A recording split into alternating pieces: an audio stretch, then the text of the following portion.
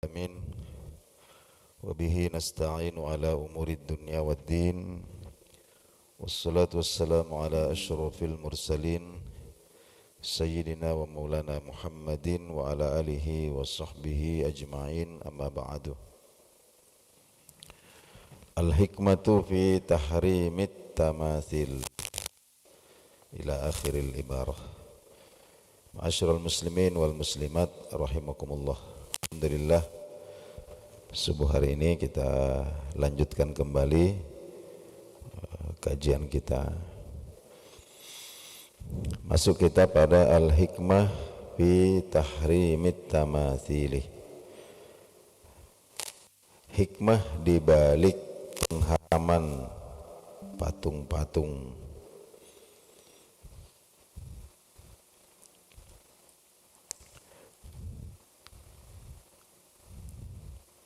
Ada beberapa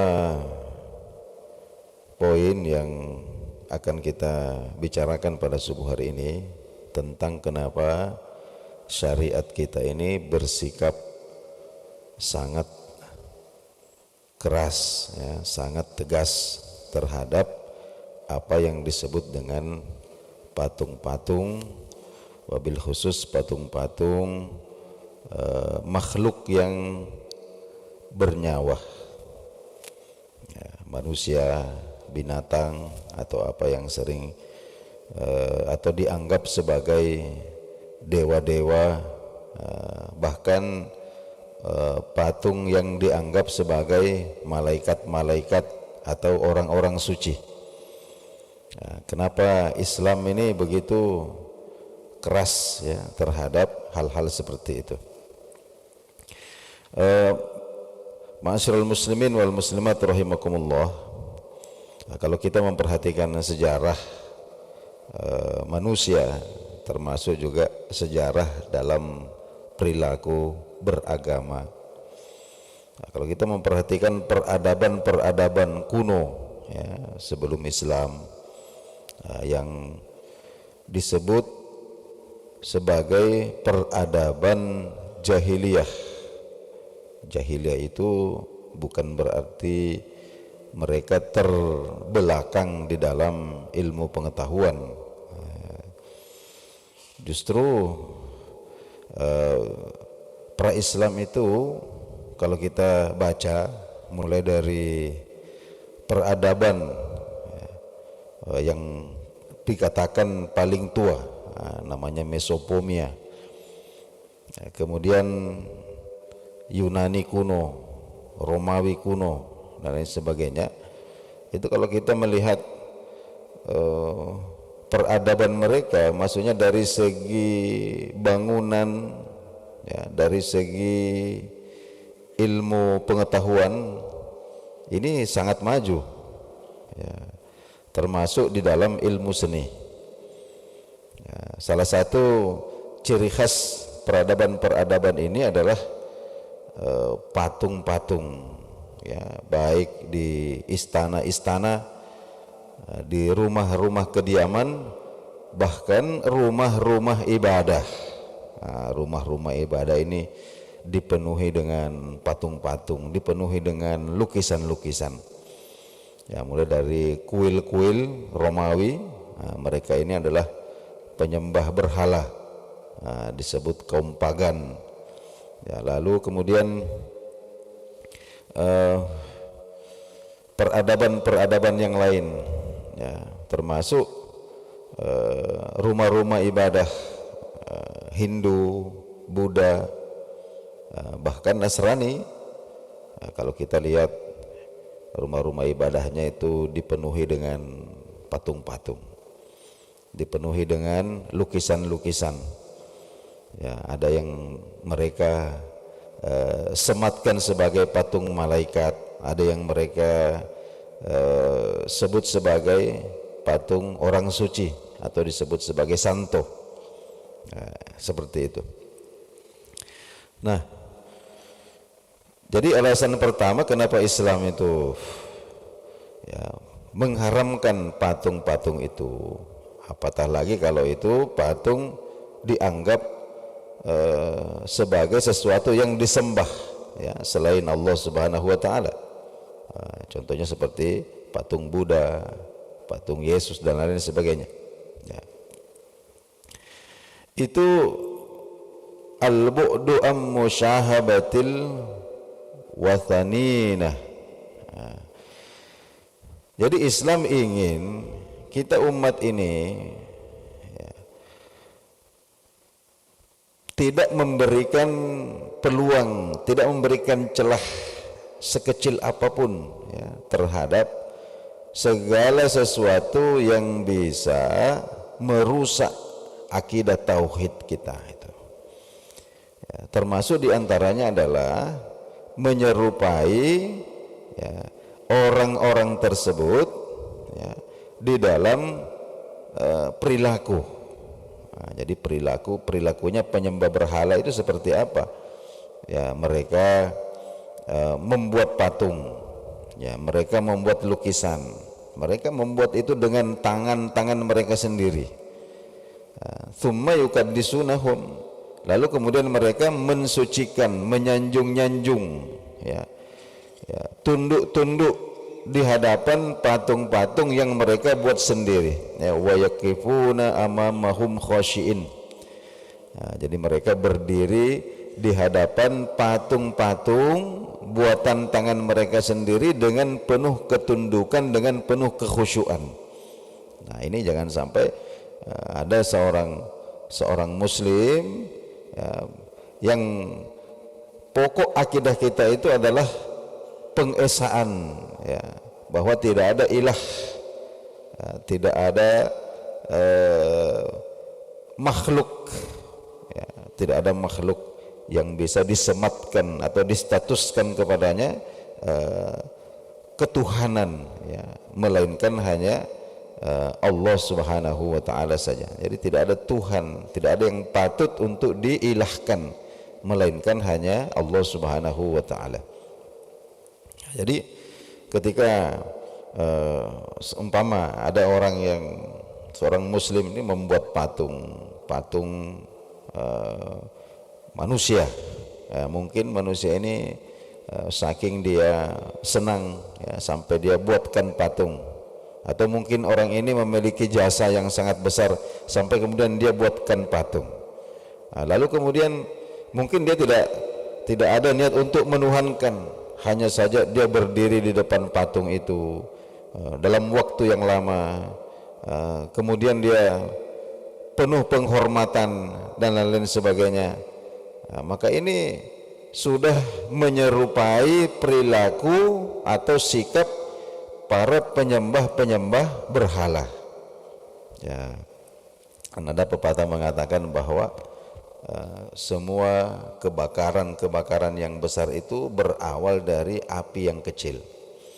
Ya, jadi kalau kita perhatikan ya, di sini juga disebutkan bahwa asal muasal penyembahan berhala seperti di bagaimana sejarahnya itu ada patung berhala masuk di kota Makkah, lalu kemudian disembah ya, diibadahi ya, dengan alasan patung-patung itu atau berhala-berhala itu adalah sarana untuk pada awalnya itu dianggap sebagai wasilah atau perantara antara manusia dengan Allah Subhanahu wa taala. Wa ma na'buduhum illa liyuqarribuna ilallahi zulfa. Nah, ini klaim orang-orang musyrik. Pada awalnya mereka mengatakan tidaklah kami mendudukkan berhala-berhala itu melainkan hanya sebagai sarana-sarana untuk mendekatkan diri kita kepada Allah. Pada awalnya seperti itu. Tapi lama-lama kemudian berhala-berhala itulah yang mereka jadikan sebagai ilah atau sesembahan. Nah, ini juga pernah kita singgung bagaimana tipu daya syaitan terhadap umat-umat setelah Nabi Nuh alaihissalam. Ya, bahwa iblis datang ya di tengah kebodohan atau ketidakpedulian ya, manusia ketika itu terhadap ilmu agama. Iblis kemudian datang kemudian mengingatkan mereka ya tentang pendahulu-pendahulu mereka, orang-orang soleh. Dalam Quran disebut ada namanya Wud, ada namanya Suwa, ada namanya Yaguth, Ya'uk, ada Nasr. Ya, mereka mengatakan ini sekarang ini kalian punya masyarakat ini sudah jauh dari agama. Jadi tidak ada salahnya jika kalian mendirikan patung ya, atau monumen ya, untuk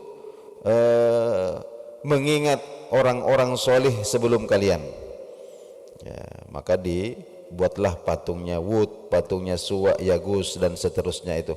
Pada awalnya nenek-nenek mereka hanya menceritakan bahwa ini namanya Wud, ini namanya Suwa, mereka itu dulu begini, diceritakan sejarahnya. Jadi pada awalnya tidak disembah ya, tapi mereka lupa ya bahwa iblis itu nanti matinya di hari kiamat. Nah, jadi dia punya waktu yang sangat panjang untuk menunggu kapan manusia itu lengah.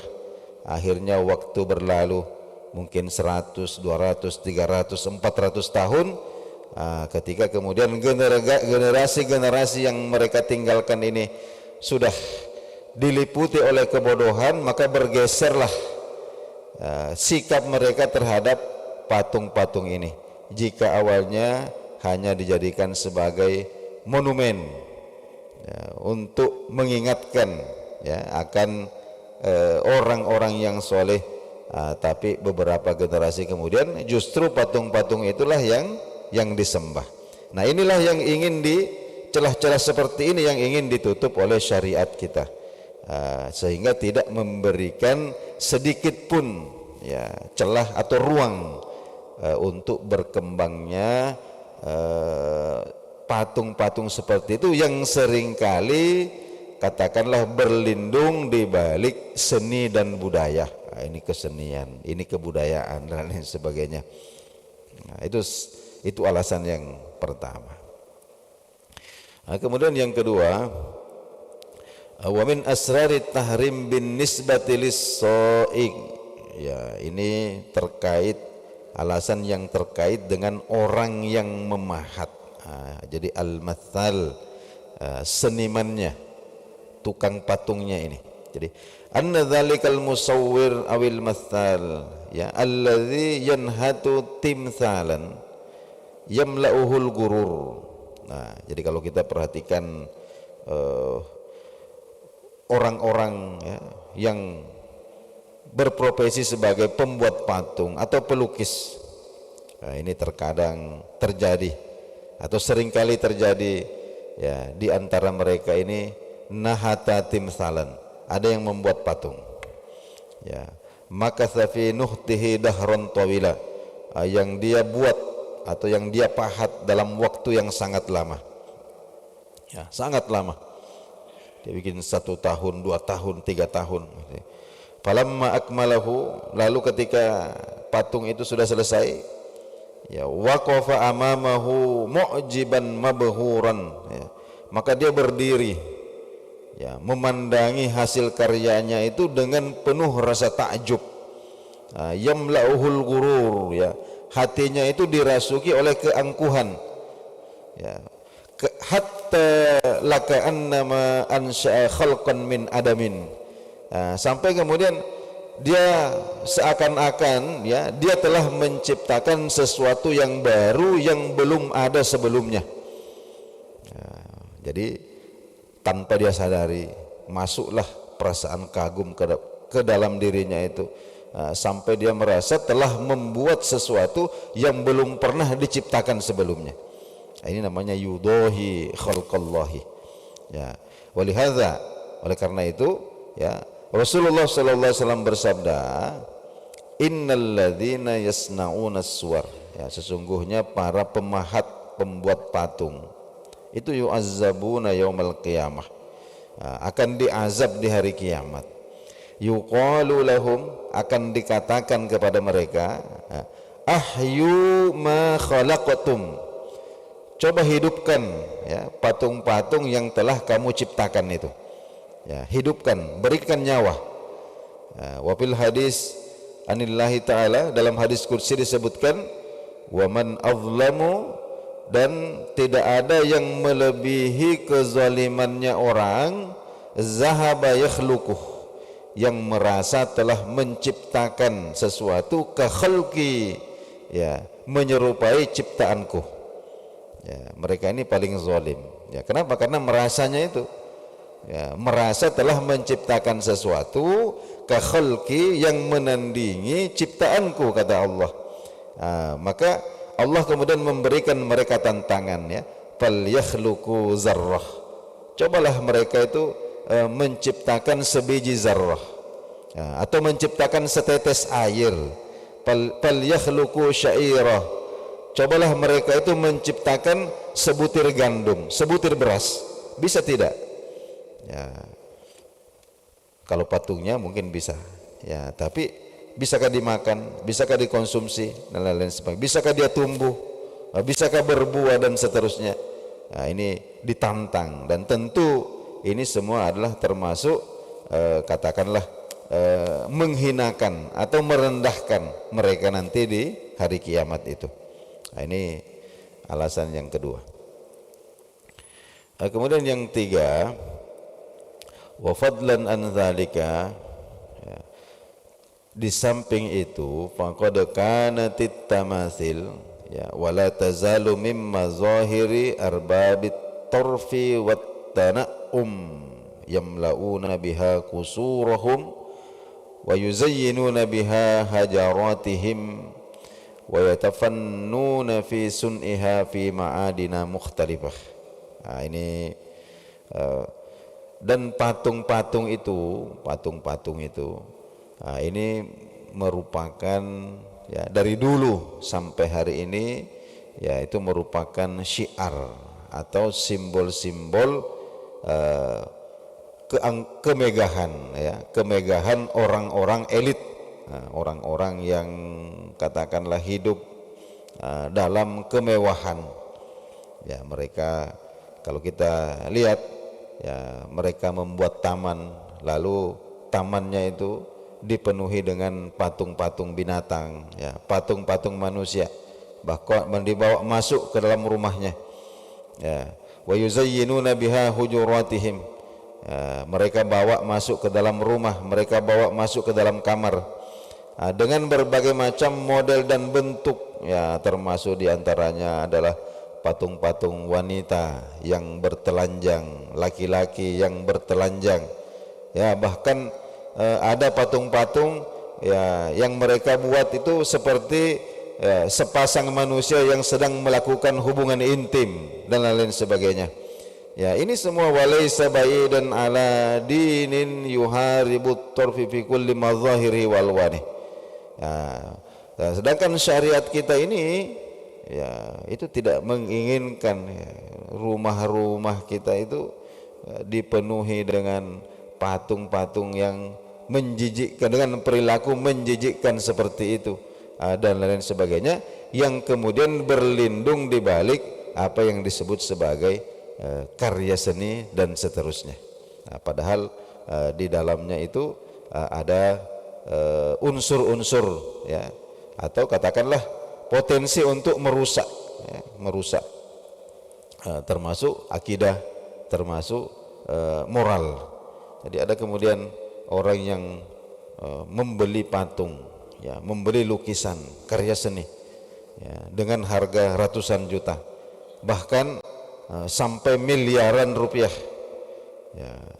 Akan tetapi, ya, di samping rumahnya itu biaya untuk memelihara patung-patung yang dia beli, biaya untuk mengawetkan lukisan-lukisan yang dia beli itu, mengongkosi patung, mengongkosi lukisan itu jauh lebih banyak dibandingkan dengan katakanlah harta yang dia infakkan, yang dia berikan untuk membantu orang-orang yang membutuhkan. Ini tentu perilaku sosial yang tidak diperkenankan di dalam Islam.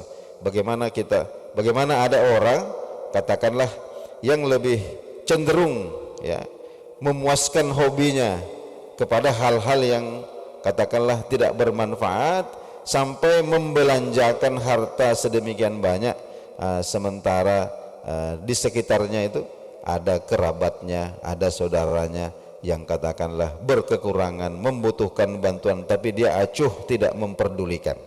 Nah, ini perilaku-perilaku seperti ini semua berawal ya daripada kesenangan-kesenangan kepada patung-patung, kepada lukisan-lukisan dan lain-lain sebagainya. Jadi bapak-bapak dan ibu-ibu jemaah subuh rahimakumullah, inilah dahulu yang sempat kita kaji pada subuh hari ini. Jadi kenapa Islam itu bersikap keras terhadap patung-patung yang berlindung di balik nama seni dan budaya itu. Ya, termasuk diantaranya itu membuat patung sebagai monumen ya untuk mengingat orang-orang besar ya, termasuk pahlawan-pahlawan. Ya, ini kita akan kita akan jelaskan pada pertemuan kita berikutnya, Nahjul Islam fi Takhlidil Uzama. Jadi bagaimana arahan agama kita ini untuk mengabadikan ya jasa orang-orang besar ya, tanpa harus dibuatkan patung-patung atau monumen-monumen ya, seperti itu. Nah, inilah dahulu kajian kita akhiri sampai di sini dulu. Kita sama-sama membaca doa kafaratul majlis. Subhanakallahumma bihamdika asyhadu an la ilaha illa anta astaghfiruka wa atubu ilaik. Wassalamualaikum warahmatullahi wabarakatuh.